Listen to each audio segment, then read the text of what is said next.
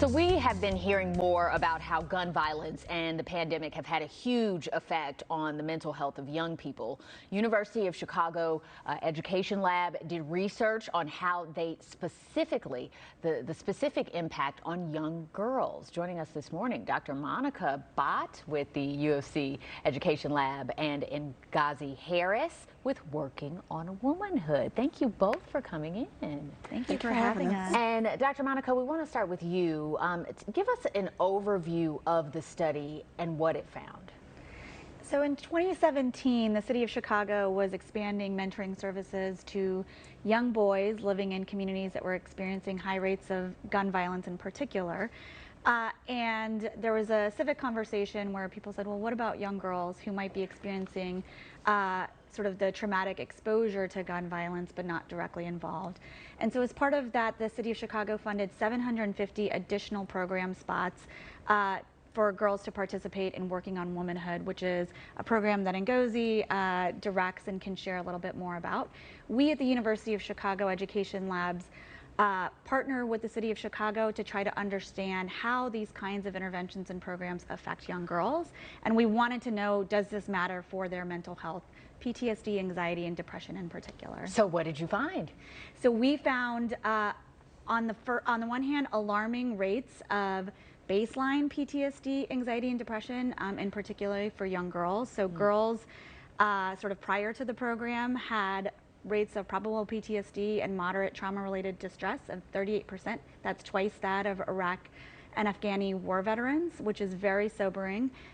And more hopefully, we found that the program reduces PTSD by 22% and reduces anxiety and depression significantly as well. So, Ngazi, was there anything in the results that surprised you, or did this just kind of further convince you that, you know, the work that you're doing is necessary? Nothing surprised us. It just reaffirmed what we had already seen, what we already knew, that our young people were already telling us, that they're experiencing a lot and they're holding it in, and that ability for us to create safe spaces and spaces that they're already in is what matters. And creating those spaces and having highly trained, highly engaging adults that are going to work alongside them is what matters. It's what makes a difference. Tell us a little bit more about how the WOW program works, because you are based in the schools. Yes. So WOW at its core is a school-based group counseling program. We use a pull-out method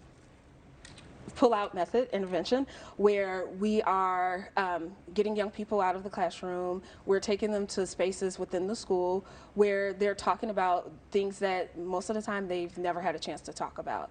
They're getting a chance to have an opportunity to make mistakes and talk about those mistakes, but then feel empowered to make change and to do something different.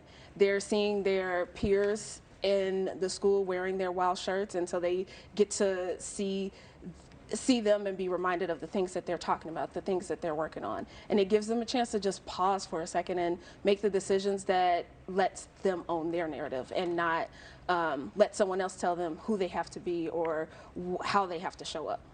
Dr. Monica, it feels like we talk a lot about our young men and our boys, but not a lot of studies looking at the issues that are impacting young girls. And this shows the girls need this attention as well, right? That's true. So one thing that we see, these girls have an incredible amount of resilience, and so we see that they're coming to school, they have, you know, a B average, they're getting good grades. Girls don't have a lot of externalizing behaviors, but when you sort of look beneath the surface at some of their mental health challenges that they're experiencing, we see these huge really, again, sobering, staggering rates of PTSD, anxiety, and depression. And so we need to think about a systematic way to intervene.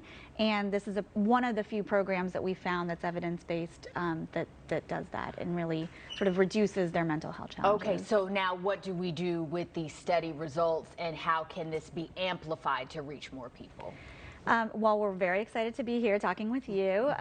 We work in partnership with the City of Chicago and with Chicago Public Schools because we want to generate evidence, and then it's not an academic exercise. This is really something that could help people and affect people.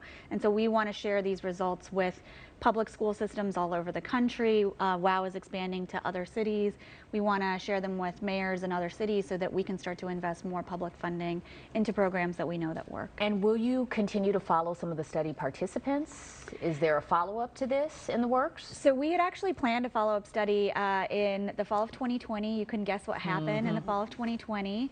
And we're always interested in understanding how the program might, affect girls moving forward. But one thing that's really remarkable, and we were just talking about this, is that the youth guidance staff and the Working on Womanhood staff was very, very specific about what they knew their program could affect.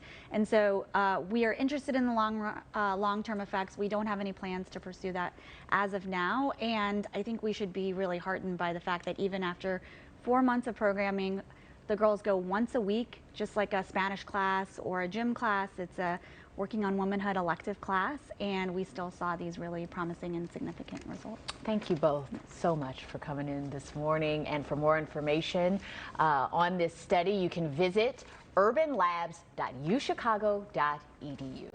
Hey, Alyssa.